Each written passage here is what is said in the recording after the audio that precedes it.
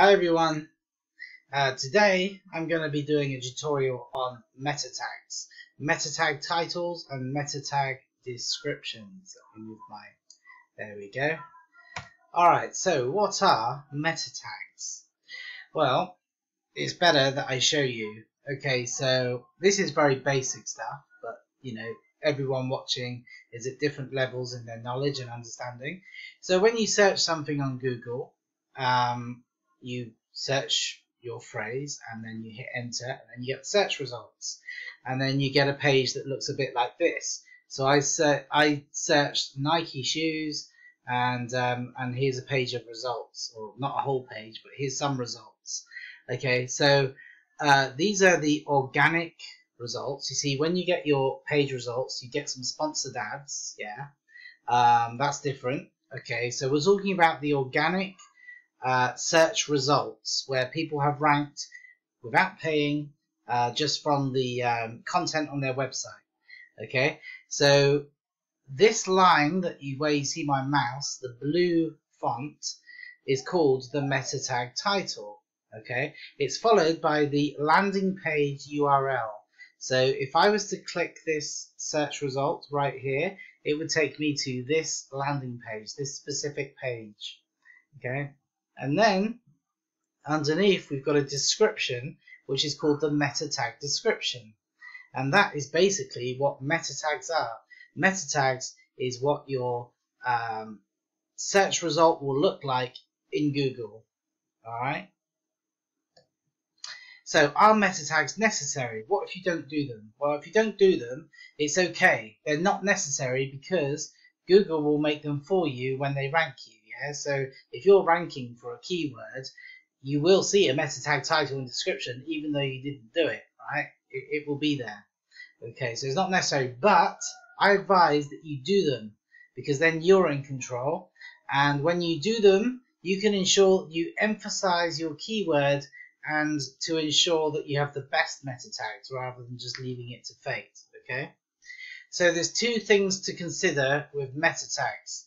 Right, number one is the SEO, and number two is what we call the CTR, which is click-through rate. Okay, so basically, someone searches something in Google, they get the search results.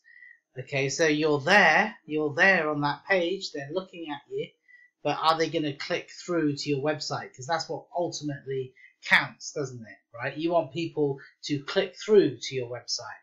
So click-through rate is something very important, and you can influence that by writing good meta tags. Okay, so first let's talk about the SEO for a meta tag title.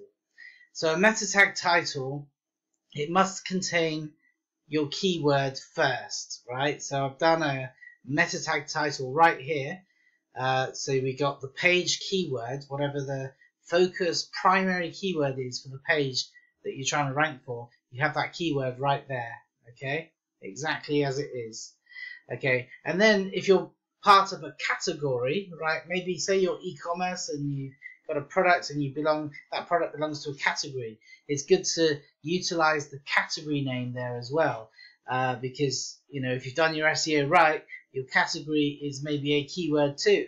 Okay, and then it's good practice to have your company name. So that's basically the format of a good meta tag title. But what if your keyword's very short and you end up, because you're allowed like 50 to 60 characters, and it can happen that you get your meta tag title written and it's like only kind of 40 characters or something like that?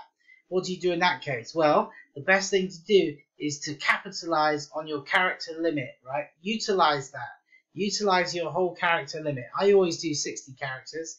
Even if I'm at 50, I'll try and think of something else to put in if I can. Alright, so there's an opportunity there. Maybe put in the location, especially if you're doing local SEO, right? Is it Texas, right? Maybe you stick in there Texas if you're reaching out to Texas. Maybe a secondary keyword that you're trying to rank for. Maybe have that. When you do your secondary keyword, if it's the plural version of the primary keyword you're trying to rank for, don't do that. What you don't want to do is to have duplicate words in your title, because number one, it's not good. It's like spamming words in your title.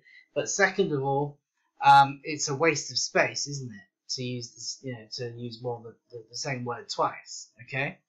Alright, so let's look at the SEO Meta Tag Description. So it can be up to 300 characters, and that's a relatively new thing, because it used to be that the character limit was like 179, if I remember rightly, and that's recently been increased to 300 characters, which is great. If you've got like 300 characters of interesting, punchy, impactful words to write in your meta description, that's a great change that Google have made. All right, but once again, it must contain your page keyword in your meta tag description. I talk about this all the time. When it comes to on-page optimization, there needs to be consistency with your keyword for each page. It needs to be present in the URL. It needs to be present in the meta tag title, meta tag description, with a reasonable density, up to 4% in the body of the page. Your image alt tag, we're digressing, we're going off topic. But I just want to emphasize that point once again. You must have that keyword in your meta tag description. Make sure that you're using that you're doing a good meta tag description. It doesn't have to necessarily be an excerpt from your page that you copy and paste. It can be if you're struggling, but it doesn't have to necessarily be, right? Because what I want to talk to you about is, obviously if it's interesting, you're going to stand out. What you want to do is, like, if you're ranking on page 1, that's great, but so are 9 other people ranking on page 1. So you need to leap out of the page. You want to stand out. So have an interesting description, have an interesting title. Also, if you can, and you won't be able to do this every time, but if you can, try to have a call to action, a friendly call to action, and also rich snippets. Rich snippets is this is where we this is where it ties in. Meta tag descriptions and rich snippets are very closely tied together. Okay, I'm going to put a link in the description box underneath of a video that I did on rich snippets. Rich snippets can be daunting. There's code involved, but it doesn't have to be. If you've got a WordPress website, all of my tutorials pretty much, like most of my tutorials, are about doing stuff on WordPress. If you've got WordPress, there's an easy way around. There's a WordPress plugin, all-in-one schema, rich snippets, right?